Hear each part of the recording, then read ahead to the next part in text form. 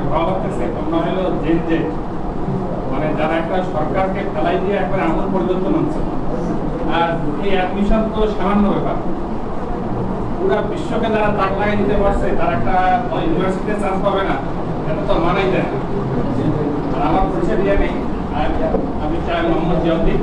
I have completed my both MSc and MSc from Radhu College, and after that I have completed my graduation from the Public Administration from Dhaka University, and after that I completed my MBA from IIT Dhaka University, and now I am working as principal officer in one of the largest government-owned bank of our country, Janata Bank, and this is my at present my job experience. Job is going 7 years.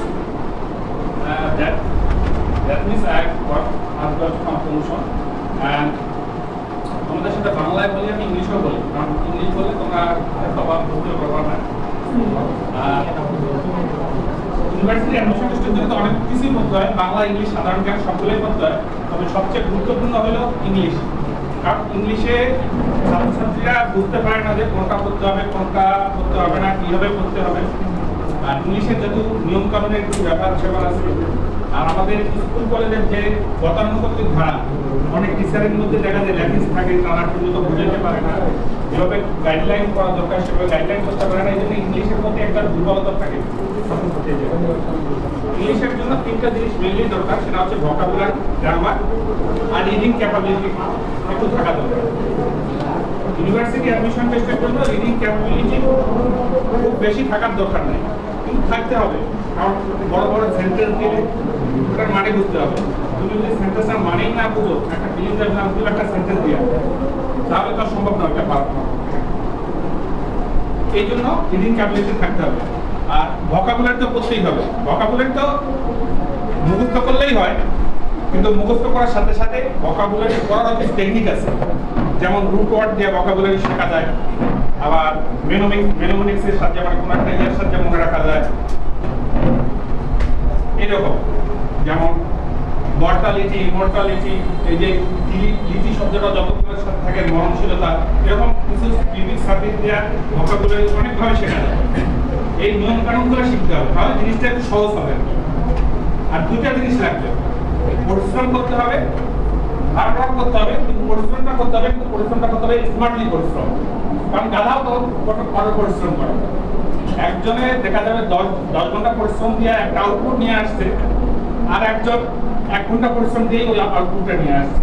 কারণ কি, সে কাজটা করছে একটু অন্যভাবে, এই অন্যভাবে কাজটা করতে হবে। আর গ্রামারের যে পার্টটা, সেটা তো গ্রামারটা নিয়মকানুন ভালো করে বুঝলেই হয়ে যায়। এটা একটা গ্রামারের সবচেয়ে মজার জিনিস, মানে এটা একটা ভালো জিনিস, ভালোভাবে বুঝতে পারলেই হয়ে যায়। ওটা সবখানে নিয়মকানুনটা মনে রাখতে হবে। আর গ্রামারে কিছু রুল মুখস্থ করতে হবে। নিয়মটা বুঝতে পারলে রুলটা মুখস্থ করা সহজ হয়ে যায়। আমার কিন্তু আমি সেই কলেজ লাইফে, ভার্সিটি লাইফে কিছু জিনিসপত্র মুখস্থ করছিলাম, আমার এখনো মনে আছে। যেমন ফিজিক্সের টোপেলে কিছু বই, কিছু প্রথমেই কিছু জিনিস দেওয়া আছে যে আনকাউন্টেবল নাম, এগুলোর সাথে একটা লিস্ট দেওয়া আছে। এই লিস্টটার থেকে প্রত্যেকবারই কোশ্চেন আসে বিভিন্ন পরীক্ষা, এত ইম্পর্টেন্ট এটা। আমার এগুলো এখনো মুখস্থ। স্যার, নিউজ, মাস, পলিটিক্যাল অ্যাডভান্টেজিং মানি, এই কয়টা একেবারে লিস্ট এখানে ওইখানে দেওয়া আছে। আমি ওই যে পড়ছি, এমন ভাবে পড়ছিলাম, এটা ভুলি নেই কথা। আর আর চিন্তিত করতে হবে সবার আগে যে কোনখান থেকে প্রশ্ন আসে, যেখান থেকে প্রশ্ন আসবেই। এগুলো হলো আমার ক্যাপিটাল, মানে এটা হলো আমার মূলধন। এই মূলধন আগে ঠিক করতে হবে, মূলধনের পরে লাভের চিন্তা করতে হবে। যেগুলো থেকে কোশ্চেন কম আসে। এখন অনেকে মানে পরে যে হাবি জাবি জিনিস পড়ে, সে আসলে লাভের পিছনে দৌড়াইতেছে, কিন্তু তার তো মূলধনই ঠিক নেই, ক্যাপিটালই ঠিক নেই। আগে ক্যাপিটাল ঠিক করতে হবে। আর ইংলিশ হলো সবচেয়ে ইম্পর্টেন্ট, মানে বাংলা ইংলিশ সাধারণ জ্ঞানের মধ্যে ইংলিশ হলো সবচেয়ে ইম্পর্টেন্ট। ইম্পর্টেন্ট আসলে সব সাবজেক্টই, কিন্তু ইংলিশ ইম্পর্টেন্ট কেন? ঢাকা ইউনিভার্সিটি কিছু সাবজেক্ট আছে যেটাতে তোমাকে বলবে তুমি মেরিট লিস্টে যতই উপরে থাকো না কেন, ইংলিশে পাস যদি তুমি করতে না পারো, তাহলে তুমি ওই সাবজেক্টটাতে ভর্তি হতে পারো না। এখন তুমি মেধা তালিকায় 1 থেকে 100 মধ্যে থাকলা, কিন্তু ইংলিশে ফেল করছো, তাহলে তো আর ওইটা তুমি ভর্তি হতে পারো না।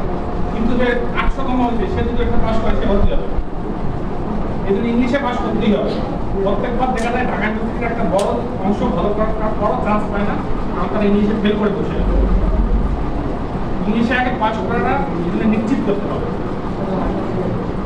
আর অন্য সাবজেক্টও তো একটু মুখস্থ করলেই হয়, এই ইংলিশটাতেই একটু প্র্যাকটিক্যালি একটু টেকনিক্যালি করতে হবে। আর গ্রামার যে পার্টটা, সেটা আমি যদি পড়াই, গ্রামার পার্টে একটু টেনশন করতে পারি, তোমাদের কোনো সমস্যা থাকবে না, কারণ আমি একেবারে ট্যাবলেট বানায় খাওয়াই দেবো। যদি একটু সিনসিয়ারিটি থাকে তোমরা বুঝতে পারবে, বুঝতে কোনো সমস্যা হবে না।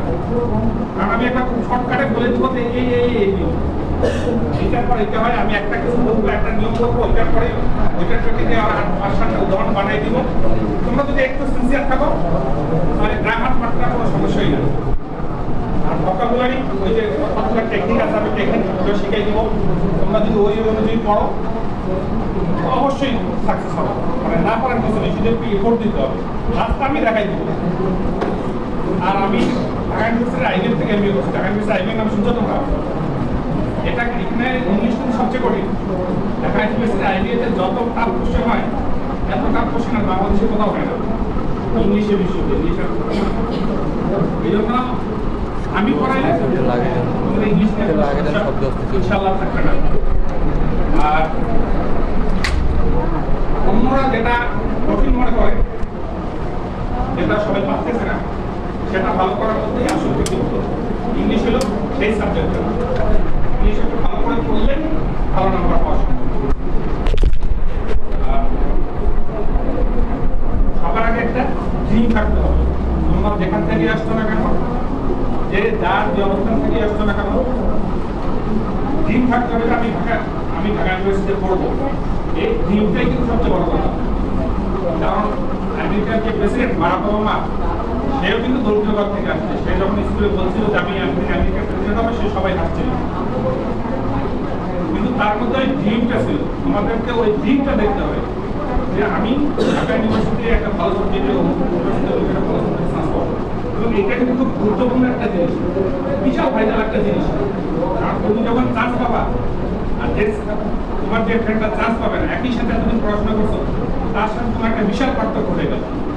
সে একটা ক্যাম্পাসে যাইতেছে, তার ফ্রেন্ড সার্কেল আলাদা হবে, এবং সে যার সাথে পড়াশোনা করছে তারা ভবিষ্যতে ভালো ভালো জায়গায় চাকরি করবে।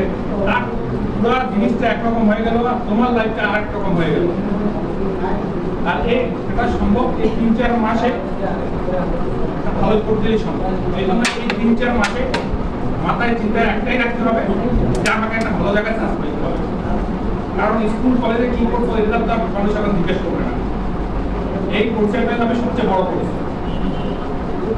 এই সময় যত আজে বাজে ঘোরাফেরা, মোবাইলে সময় কম দিতে হবে, ফেসবুকিং কম করতে হবে, আর ট্রেন থাকলে তো ওইসব বাদ দিয়ে দিতে হবে। এই 3-4 মাসের জন্য, এই 3-4 মাসের জন্য সবচেয়ে বড় ডিটারমিনেশন লাগবে আগে, যে আমাকে চান্স পাইতে হবে। চান্স পাওয়াটাই সবচেয়ে ইম্পর্টেন্ট। আর আমি কিন্তু স্কুল লাইফে, কলেজ লাইফে বরাবরই পড়াশোনার প্রতি সিরিয়াস ছিলাম। আমি কিছুদিন এমন ভাবে পড়ছিলাম যে ওগুলো এখনো আমার মনে আছে। যেমন কাজী নজরুল ইসলামের কাব্যগ্রন্থ বলে সেই অনেক আগে পড়ছিলাম, বিশেষবাসী ভাঙ্গাগ্রাম, পরিষিকার মানে চন্দ্রবিন্দু, কাজী নজরুল ইসলামের বাদনাটা লেখা, এই যেগুলো পড়ছি তখন এখনো আমার মনে আছে। তারপর সংবিধানে পড়ছিলাম, এখন আমার মনে আছে। 27 নম্বর হচ্ছে স্বাধীনতা, 28 ব্যক্তি স্বাধীনতা, 31 নম্বর হচ্ছে আইনের আশ্রয় লাভের অধিকার, 33 নম্বর হচ্ছে আছে গ্রেপ্তার ও রক্ষা পাওয়া, 34 নম্বর হচ্ছে আছে গণতন্ত্র শ্রম নিষিদ্ধকরণ, 25 নম্বর হচ্ছে আছে আমাদের পররাষ্ট্রনীতির কথা। আমি ওইভাবে পড়ছিলাম জন্য জিনিসপত্র কিন্তু এখনো মনে আছে। তোমাদেরকে ওইভাবে পড়তে হবে, প্রথম থেকে ভালোভাবে পড়তে হবে, যেন তোমরা এই জিনিসটাকে ওভারকাম করতে পারো। এটা তো একটা যুদ্ধ, হাজার হাজার সারা বাংলাদেশের মধ্যে এই যুদ্ধে অংশগ্রহণ করবে। এই তাদেরকে পরাজিত করে তোমাকে জয়ী হতে হবে, এই মাইন্ডসেট আপটা নিয়ে আসতে হবে। আর ইংলিশ হইলো এই যুদ্ধে যেটা সবচেয়ে বড় হাতিয়ার। কারণ সাবজেক্ট কিন্তু চারটা, বাংলা ইংলিশ তিনটা, বাংলা ইংলিশ সাধারণ জ্ঞান। তার মধ্যে বাংলা ইংলিশ তো তোমরা পারবাই, বাংলা সাধারণ জ্ঞান পারবাই, কিন্তু ইংলিশটা লাগবে। আর ইংলিশের বেসিক যে জিনিসপত্রগুলো আছে এগুলো থেকে কোশ্চেন বরাবরই হয়। যেমন use to, get use to, এগুলোর একটা আছে। তারপরে রেজার, প্রেজারের কিছু জিনিসপত্র আছে, অ্যাপ্রোপ্রিয়েট প্রিপোজিশনের কিছু জিনিসপত্র আছে, তারপর রাইট ভার্বের কিছু জিনিসপত্র আছে, তারপর অ্যাপ্রোপ্রিয়েট ভার্ব, অনেক অ্যাপ্রোপ্রিয়েট সাবজেক্ট, কিছু ব্যাপার স্যাপার আছে যে দুজনটা বুঝতেই পারে সাবজেক্ট কোনটা, এটা আইডেন্টিফাই করতে পারে না। যেমন অ্যালুমিনিয়াম যুগে যাবে police as well as in addition to accompanied by, এই কয়েকটা জিনিস আছে, এগুলো মনে রাখতে হবে। এগুলোর উপর সাবজেক্ট যতগুলো এর ওখানে বসে ভার্ব সিঙ্গুলার হবে। এই এটা মুহূর্ত করলে he aluminium is friends is playing in the beach, কিন্তু আর না এরকম কিছু জিনিসপত্র আছে ট্রিকি কোশ্চেন। এগুলো নিয়মকানুনগুলো বললে একটু খাটাইলে প্রশ্নটা পারা যায়। আর ইউনিভার্সিটিতে অ্যাডমিশন টেস্টের কোশ্চেন তোমরা অ্যানালাইসিস করে দেখবা। অন্যান্য ইউনিভার্সিটিতে কিন্তু বিগত বছরের কোশ্চেন মোটামুটি রিপিট হয়, আর সেই সিনেমা রংপুর এগুলোতে মানে কিছু কোশ্চেন রিপিট হয়। ঢাকা ইউনিভার্সিটি কোশ্চেন খুব একটা রিপিট হয় না, খুব বেশি হলে এক একটা, তাও ওরা আলিবাদ যাতে ঢাকা ইউনিভার্সিটির টার্গেট, তাদের মাথায় কখনোই এটা আনা যাবে না যে আমি বিগত বছরের জিনিসপত্র কোশ্চেন পড়ে ঢাকা ইউনিভার্সিটিতে চান্স পাবো। ট্রলি করতেই হবে এবং প্রথম থেকেই কিন্তু করতে হবে। কারণ যে প্রথম 7 দিন একটু গাছাড়া দিবে আর যে 7 দিন পড়বে সে কিন্তু ওই 7 দিন আগাই গেল। আর সময়টা তো আলটিমেটলি কম, কারণ 3 মাস। এই 7 দিন আর কখনো সে কাভার করতে পারবে না। এই জন্য প্রথম থেকেই থাকতে হবে এবং মনোবলটা ধরে রাখতে হবে যে আমি প্রথমে খুব পড়া শুরু করলাম, 1 মাস পর গিয়ে আবার ওই যে কচ্ছপের মতো খরগোশের মতো ঘুমাই গেলাম, তাহলে কিন্তু হবে না। প্রথম থেকেই পড়তে হবে, ভালোভাবে পড়তে হবে, পরিশ্রম করতে হবে। গাইডলাইন যা দেয়া আমরা দিব, ইনশাআল্লাহ তোমরা সফল হবা। এই প্রত্যাশা ব্যক্ত করে তোমরা সবাই ভালো সাবজেক্টে চান্স পাবা। এই প্রত্যাশা ব্যক্ত করে আমি এখানেই শেষ করছি। তোমাদের কি কোনো কোশ্চেন আছে? কেউ কোনো প্রশ্ন করতে চাও?